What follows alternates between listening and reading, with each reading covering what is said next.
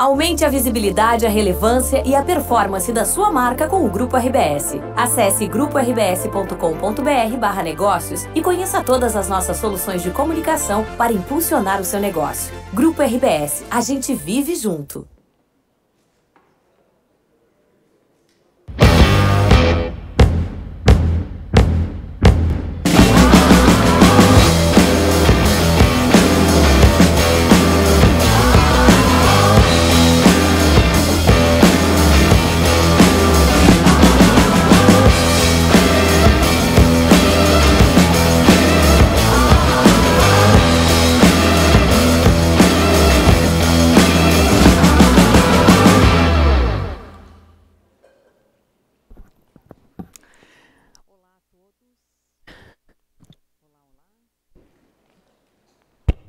Agora sim.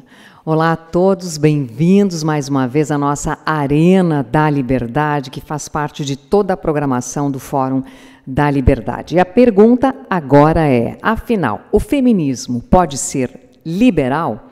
Para este painel, gostaria de convidar inicialmente ela, que é presidente do nosso IEE, o Instituto de Estudos Empresariais, e mediadora deste momento, deste espaço. Bem-vinda, Vitória Jardim.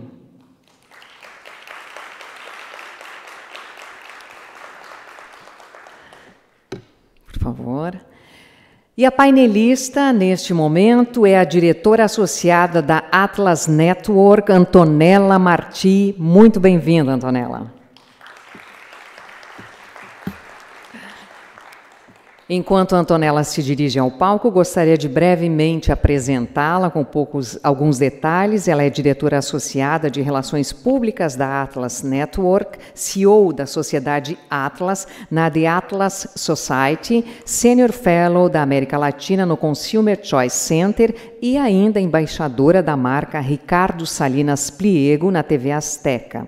Antonella é autora de vários livros, entre eles Capitalismo, um antídoto contra a pobreza, Objetivismo, Perguntas e Respostas, o Manual Liberal, tudo o que você precisa saber, entre outros. É graduada em Relações Internacionais e Ciência Política, mestre em Políticas Públicas e graduada em Astrofísica. Com a palavra, nossa mediadora, Vitória Jardim. Já vai abrir. É aqui? Alô?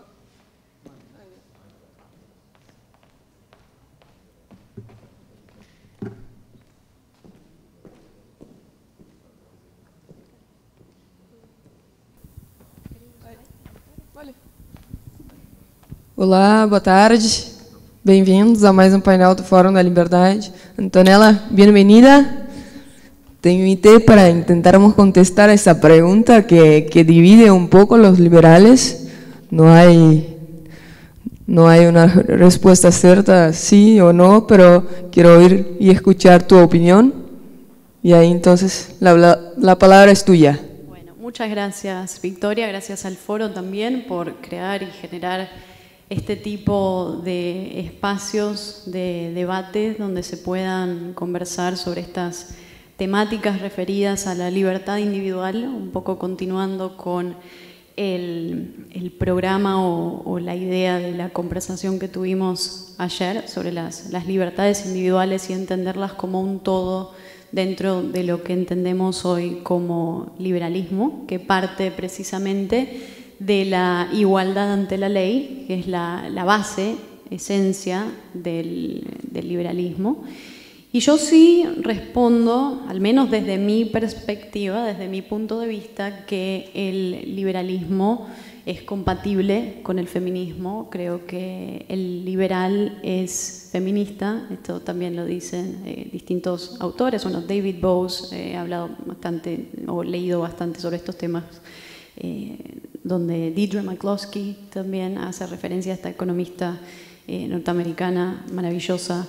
Y creo que el punto está ahí, ¿no? En cómo el mundo cambia para siempre hace aproximadamente 200 años y cómo las mujeres, que digamos, esto fue una pelea histórica, ¿no? No empieza hace ni 50, ni 100, ni 200, ni 300 años, empieza desde hace ya mucho tiempo, ¿no? La reivindicación de los de los derechos de la mujer o mujeres a lo largo de la historia que pelearon por tener los mismos derechos y disfrutar de las mismas libertades que los hombres. Y puedo mencionar muchas, ¿no? Desde Safo de Lesbos a Hipatia de Alejandría, una mujer, una matemática, una mente brillante de Alejandría, que también, ¿no? la asesinaron precisamente por pensar libremente, por enseñar. Muchas mujeres a lo largo de la historia, yo admiro a muchas. Mary Wollstonecraft, que fue lo que podríamos, la mujer que podríamos poner dentro de lo que se llama la primera ola del feminismo, que después, si querés, podemos conversar un poco sobre eso.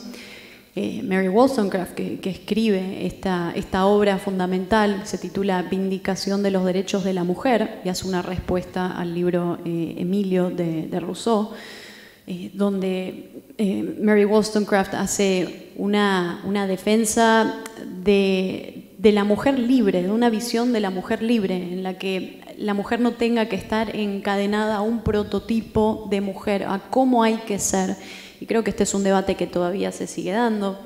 Pero hay muchas mujeres a lo largo de la historia que han hecho fuerzas porque hoy estemos acá, Victoria, porque hoy estemos acá hablando, porque hoy podamos decir las cosas, porque hoy las mujeres puedan participar en política, porque hoy las mujeres puedan votar. Hace recién 130 años que las mujeres votaron por primera vez, y eso fue en Nueva Zelanda, y después a lo largo del siglo pasado, mediados del siglo pasado, las mujeres empezaron a votar en muchos de los otros países.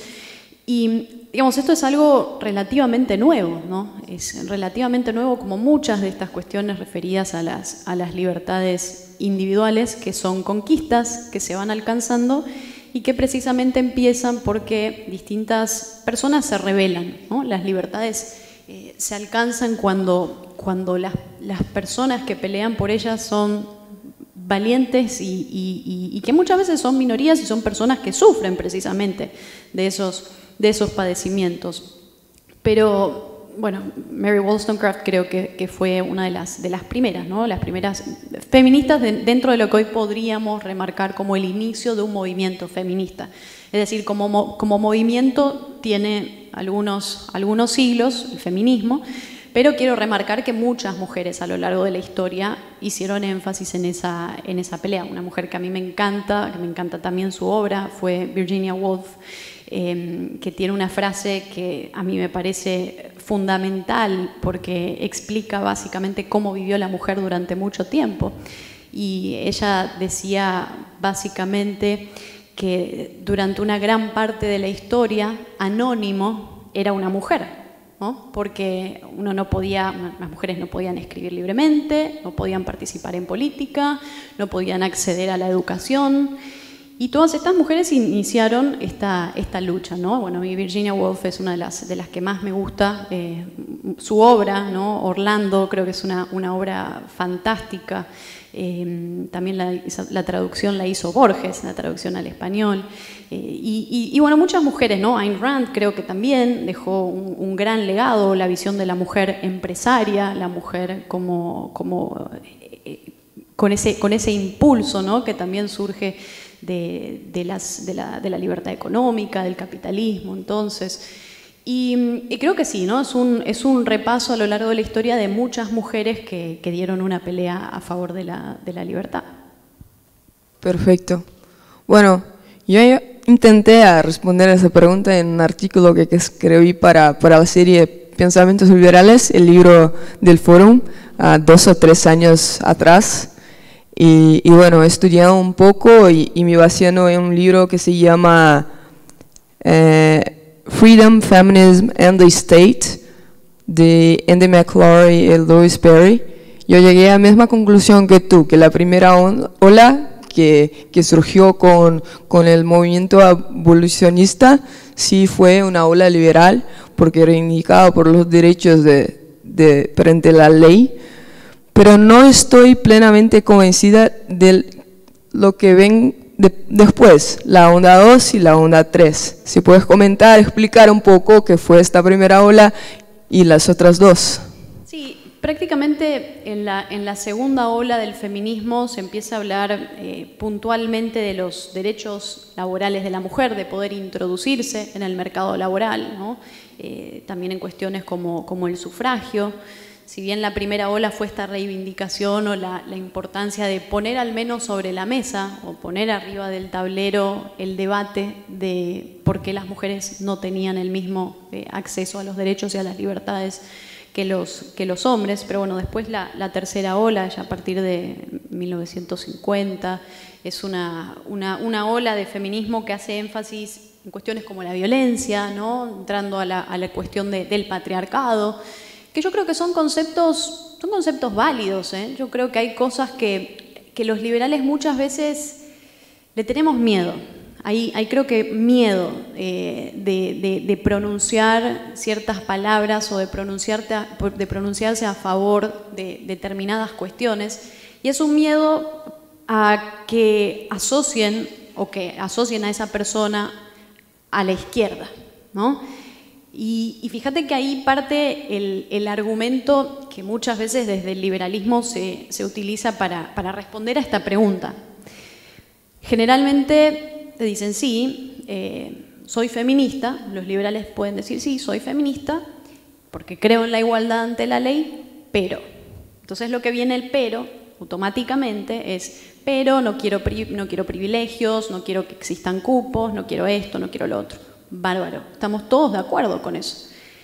Lo que yo creo es que no podemos tener como principal argumento ese. No puede ser que el argumento a la hora de defender a las mujeres sea directamente diciéndoles que uno no quiere que tengan privilegios que muchas mujeres no están buscando, porque todas las mujeres no quieren un cupo en el Congreso para poder participar y para poder ser diputadas o lo que sea. Entonces creo que por eso nos falta ir a la raíz de los problemas reales. Entonces, si nosotros a una mujer que quizás está sufriendo en su casa violencia o que falta acceso a la educación o a las libertades reproductivas o muchísimas cosas que puede estar padeciendo una mujer y que de hecho padecen en América Latina, si nosotras lo primero que decimos es, sí, yo soy feminista, pero no quiero que vos tengas privilegios. Una mujer que, por ejemplo, en su casa la están golpeando y vos le decís que no querés que tenga privilegios y que no querés que tenga un cupo en el Congreso o en cualquier otro sector de la política o de lo que sea, claramente va a generar un rechazo, ¿no? Directamente te va a generar un rechazo. Entonces yo creo que hay que transformar, no solo transformar esa narrativa, pero también agregar cuestiones y animarse a defender cuestiones que son estrictamente, no sé si liberales, pero de la libertad. Porque hoy liberal es una palabra muy, digamos que la usan hasta los grandes enemigos de la libertad, ¿no? Entonces, hoy se puede usar de máscara. Muchas personas, muchos de los defensores, de los supuestos defensores de la libertad, en realidad tienen, digamos, determinadas ideas que muchas veces recurren al nacionalismo, ¿no? Al racismo, a la xenofobia, todas estas cuestiones que precisamente rechazan a muchas de las personas que padecen estas libertades de las que nosotros hablamos. Entonces yo creo que hay que trabajar eso, hay que pensar la manera en la que decimos las cosas, y por eso yo ayer hacía énfasis en la empatía, en la educación socioemocional, si queremos ponerle un título, porque los liberales, o al menos nosotros en el movimiento, yo creo que también hay que hacer un mea culpa, pero creo que uno se queda simplemente en la libertad económica, se queda en los logros del capitalismo en términos económicos, se queda en los gráficos, se queda en los índices, ¿no?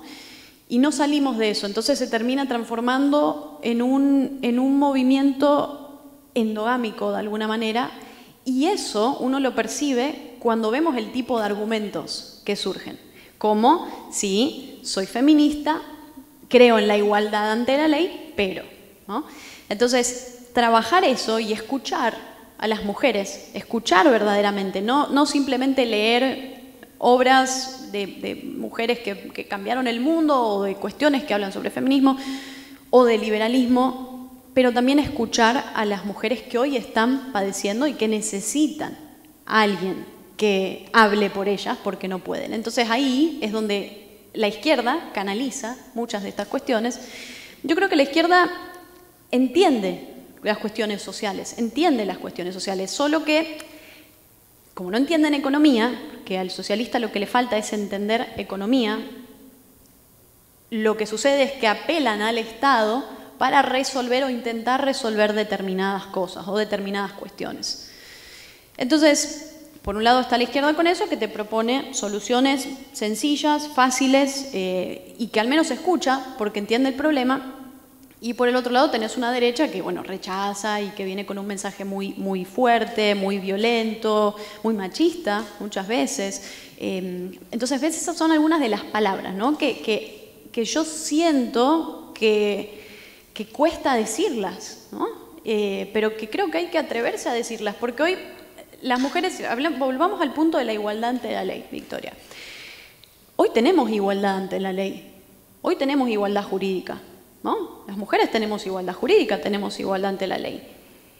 Pero lo que todavía falta, y creo que es donde está el desafío, es en generar una conciencia y cambiar el clima, ¿no? social, de alguna forma, de cómo se espera que sea la mujer, cómo se espera que se comporte la mujer, cómo se espera que viva la mujer su vida.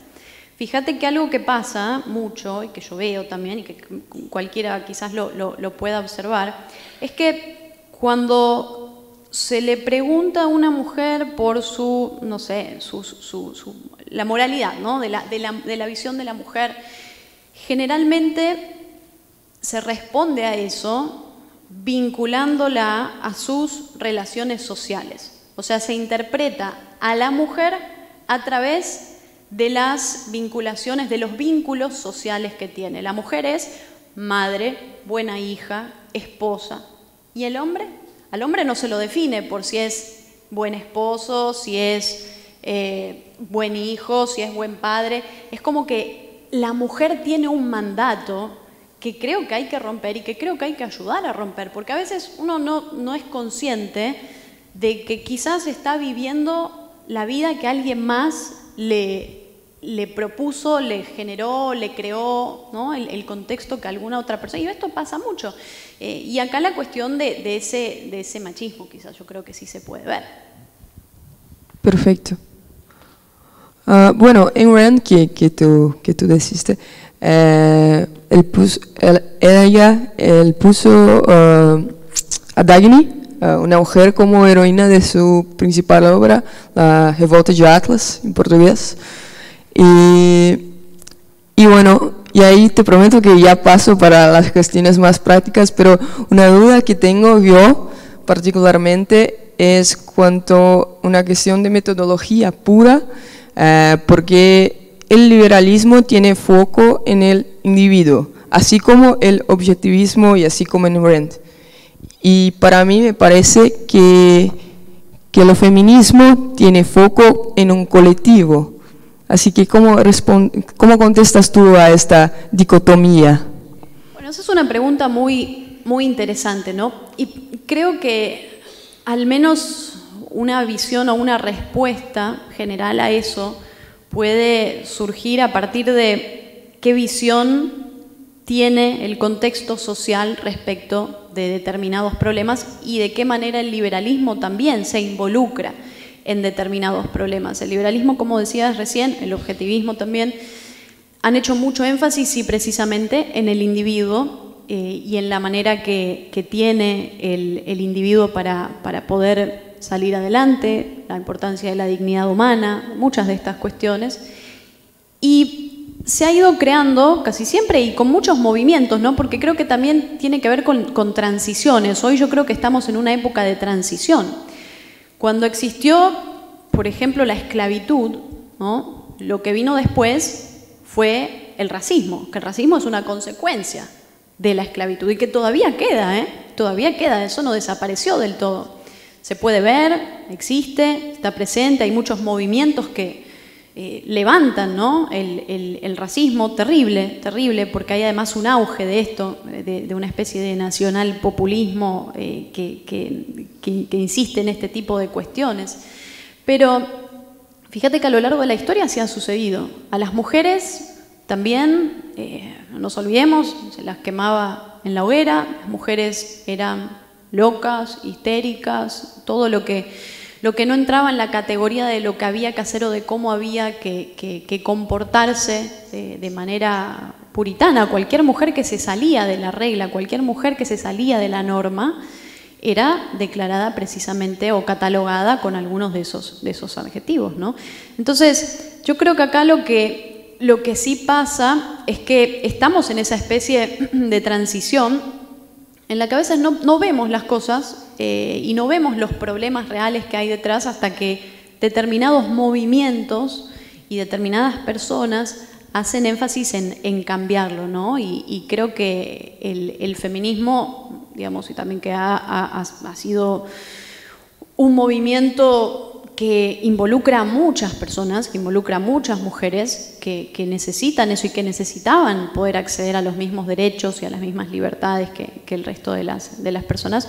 Creo que hoy tiene un nivel o al menos un alcance importante, un alcance muy relevante.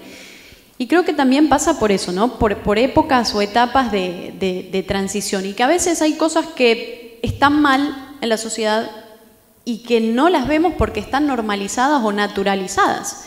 Fíjate el caso de Estados Unidos, ¿no? Uno de los experimentos más brillantes a la hora de hablar de libertad, uno de los experimentos más importantes de la historia, junto también al pensamiento que surge en la antigua Grecia, pero Estados Unidos como un bastión de la libertad. Y hablo de los inicios, ¿no? De los inicios y de la fundación de Estados Unidos. Fíjate que los padres fundadores hablaban, ¿no? De la importancia de la vida, la propiedad, la búsqueda de la propia felicidad. Y así con todo ese experimento brillante y con esas mentes tan capaces que hacían énfasis en el individuo, aún así subsistió la esclavitud, porque era algo normalizado, algo que era natural, así como puede ser después el machismo y muchas cuestiones, pero la esclavitud, que fue una de las etapas, al menos, bueno, algo que también pasó a lo largo de toda la historia, pero una de las etapas más oscuras o uno de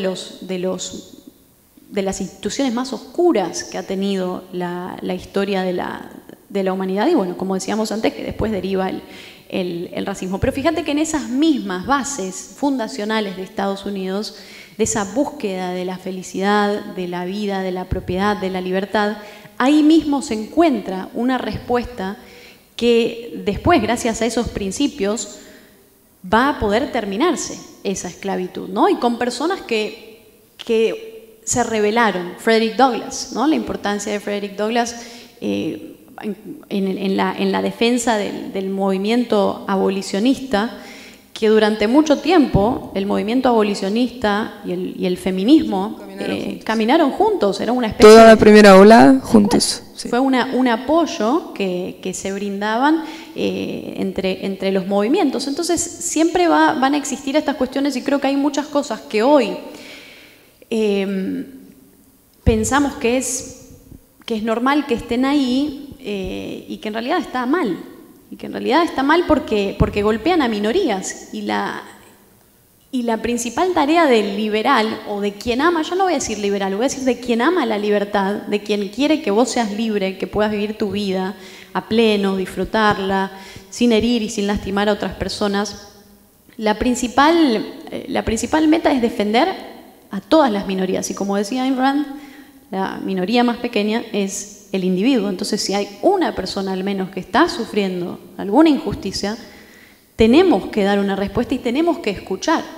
No podemos ir de entrada con un mensaje de rechazo y con un mensaje que a veces se queda simplemente en la teoría, o que se queda en los números, o que se queda en los gráficos, ¿no? Entonces yo creo que hacer un poco de énfasis en ese tipo de cuestiones y hacer el ejercicio de pensar o reflexionar cuáles quizás son esas cosas que hoy hay muchos movimientos que están atacando y que probablemente dentro de algunas generaciones, como ha pasado con distintos movimientos y distintos atropellos también que han existido a las libertades individuales, que a lo largo de las generaciones se van a ir borrando, ¿no? Todas estas estigmatizaciones, las maneras de juzgar determinados modelos de vida, se van a ir borrando. Fíjate que hace unas décadas atrás la figura del divorciado. El divorciado era básicamente un paria de la sociedad, digamos, estaba totalmente excluido, digamos, había una visión muy dura frente al divorcio.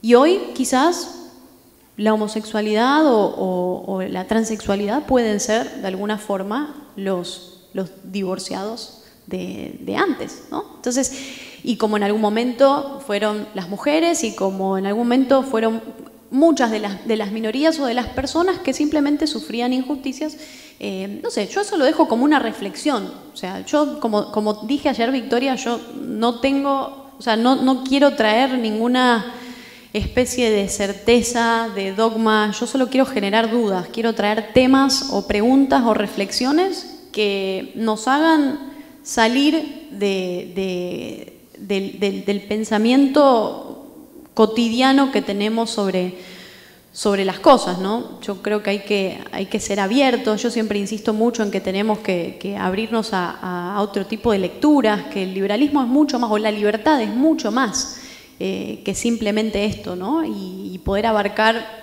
otros entornos, poder llegar a otras personas, poder escuchar y conocer otros problemas. Creo que eso también es algo muy importante. Por eso te decía antes, ¿no? Las mujeres en Brasil, las mujeres en América Latina, en Argentina, ¿cuáles son los problemas que están viviendo, los problemas reales que vive la mujer hoy y cómo podemos dar una solución real desde nuestra postura, desde nuestro lugar, sin juzgar, sin tenerle miedo a algunas palabras porque alguien vaya a decir, o porque la derecha vaya a decir que somos de izquierdas o lo que sea, cuando en realidad hay que ir a la base de la libertad, ¿no? Que es la defensa precisamente de todas las personas, sin distinción, de todas las personas que sufren alguna injusticia. Perfecto, perfecto. Bueno, tú dijiste que llegamos a la igualdad perante la ley, ¿sí? Pero la verdad es que eso pasa acá, en Occidente, ¿sí? Porque hay, por ejemplo, un relatorio de FMI que dice que hasta ahora las mujeres tienen en media apenas 3/4 de los derechos que los hombres. Y hablando un poco de economía, hay también, en el mismo relatorio se dice que 40 países podrían aumentar su PIB en aproximadamente 15%, se retirasen las restricciones legales sobre las mujeres. Porque, por ejemplo, en Rusia hay como más de 100 empleos que las mujeres no pueden hacer, porque es prohibido por ley. ¿Qué piensas tú de eso?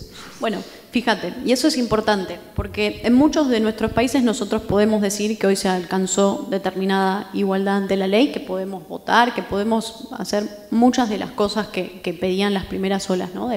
O los reclamos que hacían las primeras olas del feminismo. Y fíjate que, y vos hacías la distinción, ¿no? Cómo muchas de estas cuestiones surgen hoy en Occidente, pero este mismo Occidente, que voy a volver a lo que decía ayer, ¿no? Porque hay en general una visión de Occidente en la que hay dos occidentes, el occidente pre-ilustración y el occidente post-ilustración. Y es importante saber de qué lado estamos, ¿no? Porque en este mismo occidente surgieron muchas cosas muy buenas, pero también muchas cosas muy malas. Digo, la Edad Media fue uno de los periodos más oscuros de la historia. Y creo que tenemos que empezar a poner énfasis al menos en estas cosas. ¿Y por qué surge la Ilustración? ¿Por qué surge el liberalismo en este occidente del que nosotros hablamos? Y surge, como decía ayer, porque Occidente es una especie de cuerpo enfermo, estaba pasando por muchas enfermedades, y el liberalismo surge dentro de ese cuerpo enfermo como surgen los anticuerpos dentro de un cuerpo enfermo, intentando buscar una solución, una ayuda,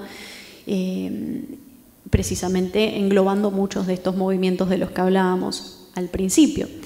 Entonces, hace básicamente 300 años, en ese occidente, las mujeres, digamos, pasaban y padecían muchas de las injusticias que hoy padecen la mayoría de las mujeres en Medio Oriente, ¿no? La pregunta también de cuándo llegará la ilustración a Medio Oriente, el trabajo que todos tenemos que hacer también para aportar y para visibilizar todo lo que está pasando, ¿no? En países como Irán, Afganistán, cómo se prohíbe a las mujeres poder acceder a la educación, poder votar, poder simplemente vestirse como les dé la gana, poder tener los mismos derechos, no estar sometidas a hombres, ¿no? Que de alguna manera, y esto fue así durante la historia completa, ¿no? de estos 2 milenios más o menos, pero en este mismo occidente, digamos, las mujeres eran propiedad del padre, después pasaban a ser propiedad de los esposos, casi siempre en matrimonios arreglados.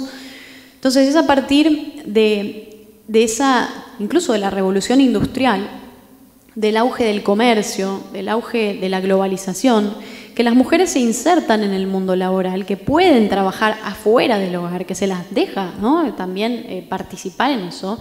Fíjate que no hay que agradecer, ¿no? Porque a veces nos quedamos en esa postura de gracias por dejarnos participar en el mercado laboral. No, porque es un derecho, es una libertad que todos los individuos tienen que tener, lo mismo como poder acceder al voto, a participar en la política, a poder educarse.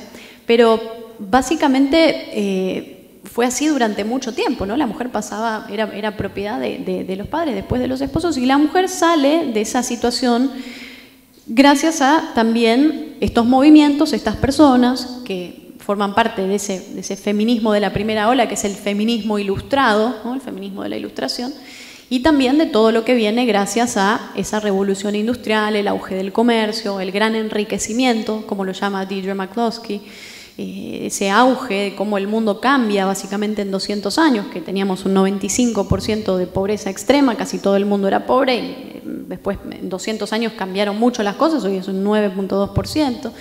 Entonces, fíjate que el punto a veces radica ahí, ¿no? En entender las instituciones, entender la importancia de la libertad, entender la importancia de las reglas de juego, del Estado de Derecho, cosas que también facilitan y proporcionan unas reglas de juego que sean iguales, ¿no? para todos los individuos. Y ahí no hablo de igualdad en términos en los que muchas veces habla la izquierda, pero creo que la única igualdad que hay es ante la ley. Y lo que el liberalismo hace, o lo que nuestras ideas proponen al menos, es conseguir mayores oportunidades, no iguales oportunidades, porque eso es imposible, es una utopía, es algo que nunca va a pasar. Pero yo creo que hay que seguir haciendo énfasis en eso. También hace muy poco entrevisté en mi podcast Hablemos Libertad, que es un producto también de Atlas Network. Entrevisté a Hayat Traspas, que es una mujer que llegó a España y que llegó con su madre a España desde África y tiene una historia muy cruda, tiene una historia muy difícil que también representa la historia de muchísimas, de millones de mujeres que están pasando por esto, que es la mutilación genital femenina, que es un problema que existe y que pasa en muchos países. Incluso en los países en los que menos pensamos pasa, hay casos incluso en Estados Unidos donde pasa. Y eso lo conversaba mucho con ella, ¿no? Entonces ella fundó una organización, ¿no? También para terminar con esta situación aberrante también, porque destruye el cuerpo de la mujer, ¿no? También a raíz de creencias culturales, religiosas, lo que fuera. Y su madre pasó por la mutilación genital femenina cuando era muy chica, a los 5 años, y su madre, cuando creció, cuando tuvo a su hija, lo primero que hizo fue decir: yo acá no quiero que mi hija pase por lo mismo. Y bueno, Hayat hoy se convirtió en una mujer que es activista y que cuenta, la verdad, que de una manera desgarradora, ¿no? Y así pasa con muchas mujeres, con muchos temas que involucran a la libertad de la mujer. Pero creo que seguir haciendo énfasis en poder visibilizar cuáles son los problemas reales, no quedarnos simplemente en hablar sobre feminismo o dar una clase sobre qué es el feminismo, creo que eso también lo puede buscar cualquier persona en internet en 2 segundos y tiene una clase o un resumen de lo que es el feminismo, de la primera, segunda, tercera, cuarta ola. Pero creo que hay que empezar a... Preguntas a GPT, chat bueno, GPT. También, ahí está, tal cual. Pero empezar a... Claro, y el punto es que tenemos que encontrar respuestas reales, de mujeres reales que estén pasando por problemas, identificar esos problemas y poder brindar una solución y escuchar esos problemas. Perfecto. Bueno, si escuchamos los problemas, tú, yo o quien sea, comprende el dolor, pero el pero que tú decías en principio, creo que se trata un poco de los remedios, de que vas a utilizar para sanar la dolor. Y bueno, lo que las feministas, no sé si podemos distinguir así, pero si consideramos que sí hay feminismo liberal o que hay feminismo posiblemente, no sé, de derecha, pero las personas de izquierda siempre quieren utilizar al Estado como antídoto para los problemas. ¿Cómo nosotros solucionamos estos problemas? ¿A qué te refieres? Sin utilizar el Estado. Bien, importante porque esa es la respuesta a la que tenemos que llegar. Creo que tenemos que hacer cientos de foros sobre estos temas y poder llegar a entender o a tener soluciones puntuales. Yo creo que la educación es uno de los mecanismos más importantes, al menos a la hora de hablar de feminismo. Creo que la educación sexual es muy importante, educar y concientizar, y de alguna manera, fíjate que ahí está el tema, ¿no?, hoy de la masculinidad, que muchas personas hablan de la crisis de la masculinidad. Yo defino esa crisis de la masculinidad como una crisis del machismo, en realidad. Fíjate que de alguna manera nos tocaría entrar también en cuestiones de género, porque no podemos hablar de feminismo si no entramos en profundidad en cuestiones que tienen que ver con el género, con las teorías de género, la importancia incluso de la identidad de género, de poder diferenciar la base importante de este tema, porque hoy parece que se engloba dentro de una cosa general y no se entiende lo que es el sexo biológico, del género, de la identidad de género, son cosas distintas. La idea de la masculinidad, ¿no? Fíjate que los hombres pasan, y esto pasa desde chicos, ¿no?, con ese binomio de hombre-mujer, y te enseñan cómo ser o qué cosas hacen las mujeres, qué cosas hacen los hombres. El hombre no puede llorar, las mujeres no pueden hacer determinadas cosas, al hombre si haces esto es que eso es de mujer, eso no se hace. Entonces eso a través de la sociabilización, ¿no?, cuando uno va generando, ¿no?, y teniendo y tejiendo esa estructura social de cada uno, entra también esto en juego, ¿no? Y esa masculinidad, que de alguna manera es algo que tiene que ser como demostrado, parece ser, ¿no?, entre los hombres todo el tiempo, que es una especie de estatus que te dan los hombres cuando sos hombre. Tenés que demostrar el ser hombre, ¿no?, el ser hombre, el machismo. Porque si no, si te salís de la regla, empiezan a cuestionarse. Y este es un punto interesante, porque el tema de la sexualidad, al menos en este occidente, durante mucho tiempo fue algo silenciado. Es como que no se ha hablado o no se puede hablar o no se pudo hablar durante mucho tiempo de forma libre de la sexualidad. Y eso es una parte, la sexualidad es una parte fundamental del ser humano, ¿no? Entonces a veces pasa, ¿no?, que hay miedos o hay como vergüenzas de hablar de determinadas cosas, y lo que tenemos que hacer es simplemente naturalizarlo, normalizarlo, porque es una parte importante también del ser humano, ¿no? Y creo que poder hablar de estas cosas sin tapujos, sin miedos, de manera natural, sin esos dogmas creados a veces en la cabeza, o esas ideas que otras personas impusieron para restringir o limitar, ¿no?, incluso la sexualidad de las mujeres. Y fíjate, yo el otro día estaba conversando con una amiga, y nos pusimos a pensar, ¿no?, cuáles son también los insultos que generalmente se hacen, ¿no? ¿Qué tipo de insultos, con qué tipo de insultos convivimos a diario? Y yo pensaba, ¿no? Al menos en Argentina, en América Latina, casi todos tienen una raíz en la sexualidad, ¿no? Como se insulta a una mujer o se insulta a un hombre o los insultos que generalmente hacemos, todos tienen una raíz en un tema, ¿no? Entonces, eso tiene que ver con esa manera de ocultar, ¿no? De hacer de la sexualidad algo que hay que poner debajo de la alfombra y no hay que tocarlo, y que es el pecado y que está mal. Y yo creo que hay que naturalizar muchas cosas, o sea, es una parte esencial del ser humano y creo que hay que normalizarlo. Bueno, tenemos pocos minutos, entonces si quieres hacer tus posicionamientos finales, no sé.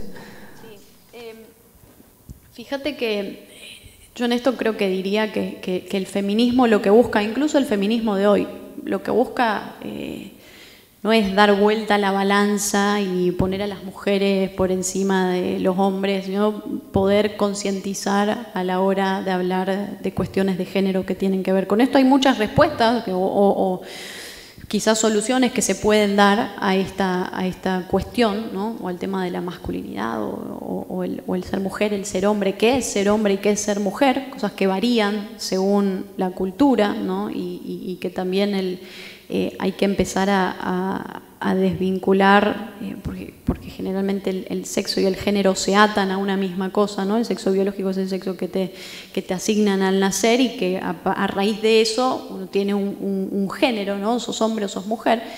Pero yo creo que se le pueden dar muchas respuestas a eso. Algunas personas hablan de que desaparezcan los géneros, de que el género sea fluido, de que existe una especie de mestizaje de géneros.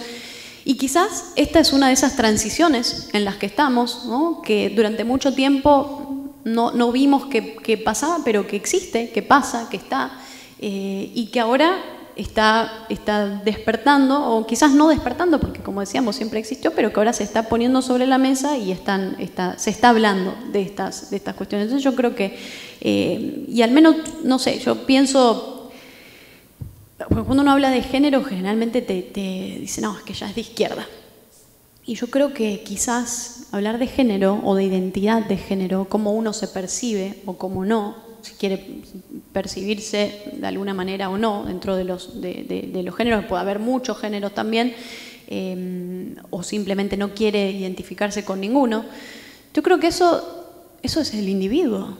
La identidad de género puede ser también una de las maneras de maximizar la individualidad del ser humano. Entonces, ¿por qué vamos a estar en contra de que una persona quiera identificarse o vivir su propio género? Y ahí otra vez, cuando al liberal le preguntan sobre estas cosas, dice, sí, yo acepto todo, o en general, ¿no?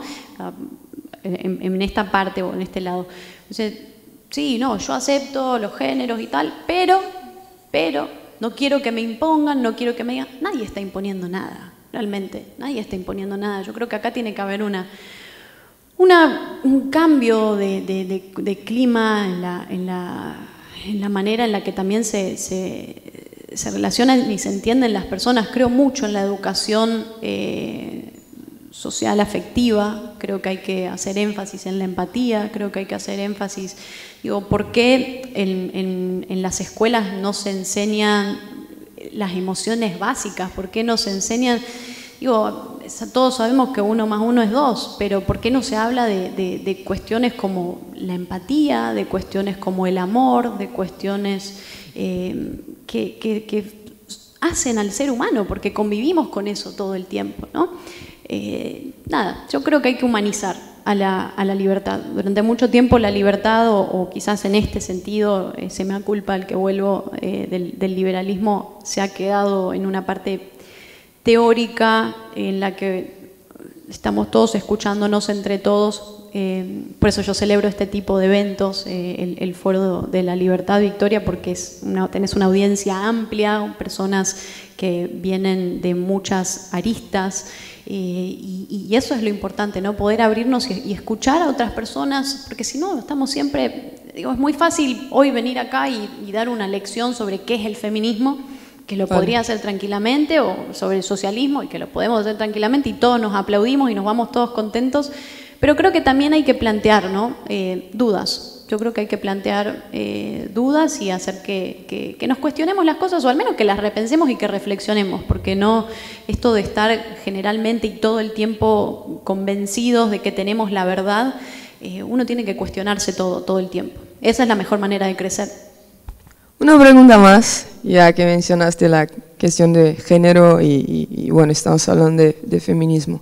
¿Cómo tú ves la cuestión de los deportes? Porque, por ejemplo, yo jugaba tenis y creo que para mí es imposible poder jugar un partido con alguien que cambió de género tardíamente, probablemente. Bueno, yo creo que hoy también se busca hacer una especie de justicia del deporte en nombre de estas cuestiones. Quizás hay que replantearse o hablar de las reglas de juego, quizás hay que hablar, no sé, de torneos o campeonatos que sean abiertos o no, que sea algo privado. No creo que el Estado tenga que prohibir ni limitar nada, por eso ahí tiene que estar el punto. Creo que eso es una cuestión que el mercado también va a terminar decidiendo, si hay, no sé, un club que lo permite o un club que no. Creo que con el tiempo siempre se procede a la libertad y creo que, no sé, yo pienso, Serena Williams, ¿no? Tendríamos que prohibir que participe porque tiene, digamos, yo me enfrento a ella a destruir, ¿no? Y tiene una contextura. Y después hay casos puntuales, que fíjate que esto pasa mucho, pero cuando toca hablar de estos temas, generalmente se recurre a casos puntuales y no se profundiza.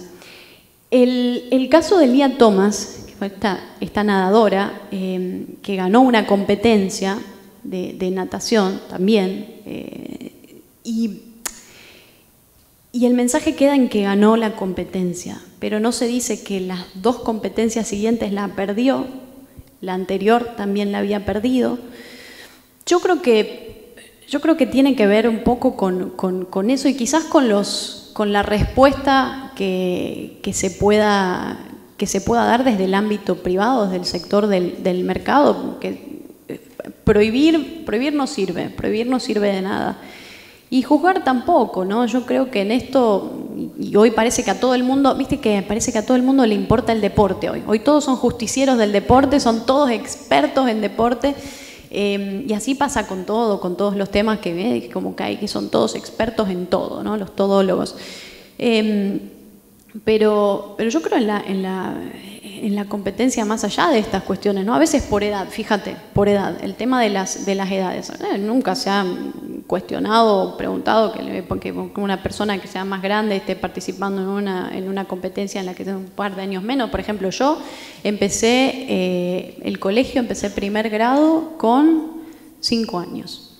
Y el día que cumplí años, que es el día que empiezan las clases, en la primera semana de marzo, y yo entré adelantada al colegio, tenía amigos que eran, o sea, todos mis compañeros me llevaban 2 años, eran todos mucho más grandes.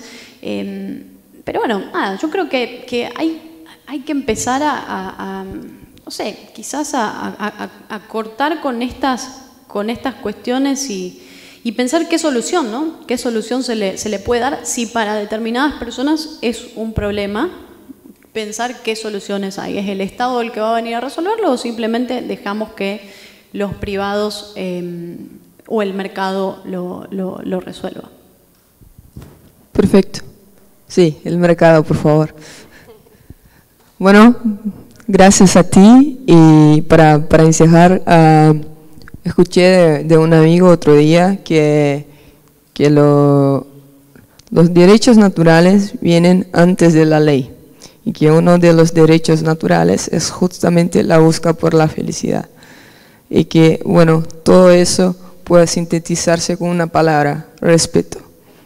El respeto, sí, respeto, que es distinto de la palabra tolerancia. Por eso a veces dicen, no, los liberales toleramos. No, los liberales, o los que creemos en la libertad de todos y para todos, respetamos.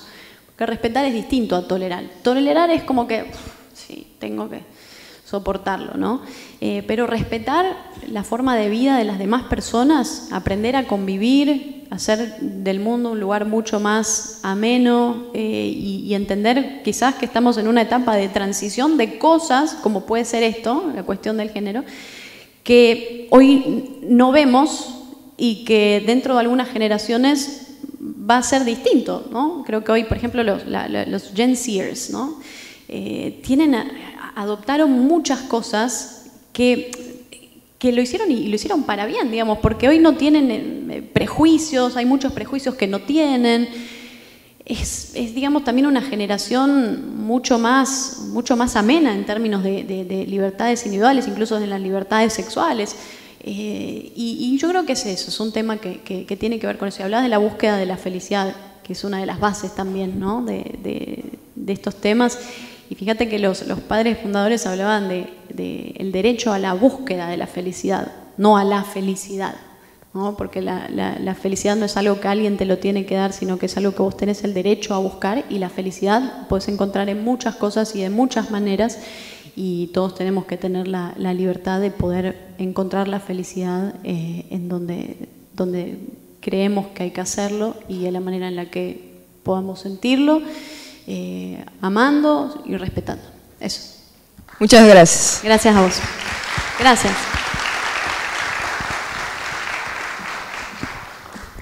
Muito obrigada, Antonella. Esteja certa que a sua contribuição nessa busca da felicidade é muito importante. Obrigada, Vitória, também por essa mediação. Fiquem à vontade aqui na nossa Arena da Liberdade. Quero dizer a todos que nós teremos um brevíssimo intervalo apenas para organizar o palco e voltaremos em seguida para falar sobre o liberalismo e a sociedade livre. Até já!